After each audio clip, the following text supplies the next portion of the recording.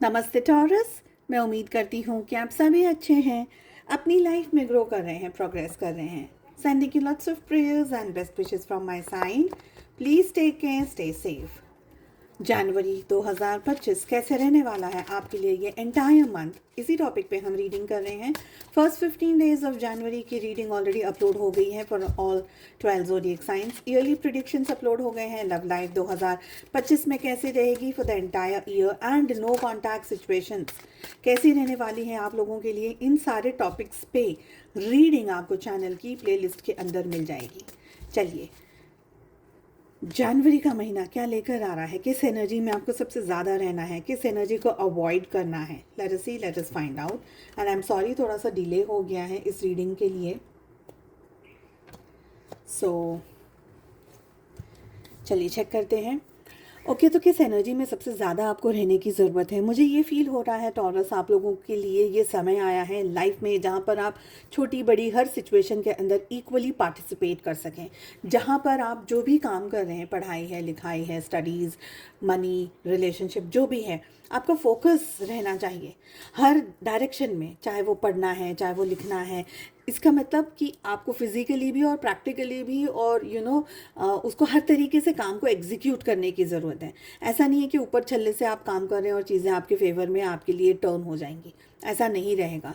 ये समय है आपको अपनी सिचुएशन को, अपनी लाइफ को, अपनी एनर्जीज़ को कंट्रोल में रखने की। हो सकता है परिस्थितियाँ आपके विरुद्ध रहें या आपके अगेंस्ट रहें, पर अगर आप अपनी लाइफ में कुछ अचीव करना चाह रहे हैं इस महीने, तो आपको वो जो हम बोलते हैं ना कि कभी कभी ईश्वर ये कह देते हैं आपको कि देख लो आप, तुम कितना लड़ सकते हो, तुम कितना चीज़ों को अपने फेवर में घुमा सकते हो।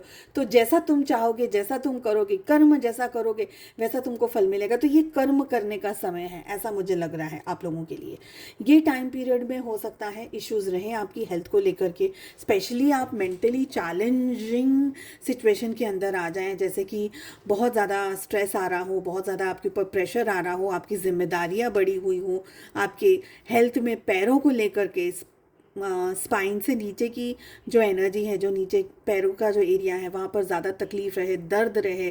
ठंडी की वजह से ना कुछ लोगों को पैरों में सूजन, वो नमनेस आ जाती है। मुझे नमनेस की एनर्जी एक्चुअली आ रही है, वो देखना है आपको, ठीक है। कफ कोल्ड की भी एनर्जी दिख रही है यहाँ पर। हेडेक से ज़्यादा मुझे माइग्रेन की एनर्जी दिख रही है। तो ये कुछ है, बैलेंस करने की ज़रूरत है आपको। अगर बात करूँ तो आपको फोकस रहना है बस। अगर एक शब्द में मैं बात कंप्लीट कर दूँ, फोकस रहना है आपको। किस एनर्जी को अवॉइड करना है। अकेले घूमना फिरना, अकेले ऐसे ट्रैवल करना, घर परिवार वालों को बता करके जाइए। अकेले ट्रैवल मत करिएगा, स्पेशली दिस मंथ में। हो सकता है कि आपके सामने, जैसे हम कहते हैं ना कि कोई कभी ऐसे दोहराए पर आ जाते हैं कि आपको ऐसी सिचुएशन में आप स्टक हो जाते हो जहाँ पर दोनों ही जो ऑप्शंस आपके सामने आ रहे हैं वो ख़राब आ रहे हैं। दोनों ही ऑप्शंस ख़राब आ रहे हैं, बट आपको ये चूज़ करना है कि कम ख़राब वाला कौन सा है। ऑप्शंस तो दोनों ही शायद ख़राब है, पर कम ख़राब वाला ऑप्शन कौन सा है, तो उसको चूज़ करने के लिए आपसे कहा जा रहा है। तो ऐसी मुझे यहाँ पर एनर्जी दिख रही है। आई फील कि ये समय आप लोगों के लिए अपने गुस्से को भी कंट्रोल करने का टाइम पीरियड है, क्योंकि यहाँ पर मुझे एक्सेसिव शूट आउट जिसे बोलते हैं ना, अचानक से आपका गुस्सा बहुत ज़्यादा, आप गुस्सा कर रहे हैं, ये दिख रहा है। कोई भारी नुकसान हो सकता है, ऐसा मुझे यहाँ पर लग रहा है। भारी नुकसान से मेरे कहने का मतलब है कि चोरी चकारी हो जाए घर में या ऑफिस में, या अगर शॉप्स वगैरह हैं आपके पास में, या बहुत बड़ा भी नहीं पर चोरी, छोटी मोटी चोरी भी हो सकती है। ऐसा मुझे फ्रॉड वाली एनर्जी भी आ रही है। तो थोड़ा ज़्यादा संभाल करके रहिएगा आप लोग, ठीक है। चलिए चेक कर लेते हैं लव लाइफ कैसी रहेगी। मुझे ये भी एनर्जी आ रही है, आप कुछ कहना चाह रहे हैं पर कह नहीं पा रहे हैं। बहुत सारी जगह पर अपनी रिलेशनशिप में, बॉस के साथ हो सकता है, परिवार में हो सकता है, कुछ कहना चाह रहे हैं बट कह नहीं पा रहे हैं। तो स्टक वाली एनर्जी है आप लोगों की, मायूस वाली एनर्जी है आप लोगों की, बहुत ओवर थिंकिंग वाली एनर्जी भी आप लोगों की मुझे पिक हो रही है।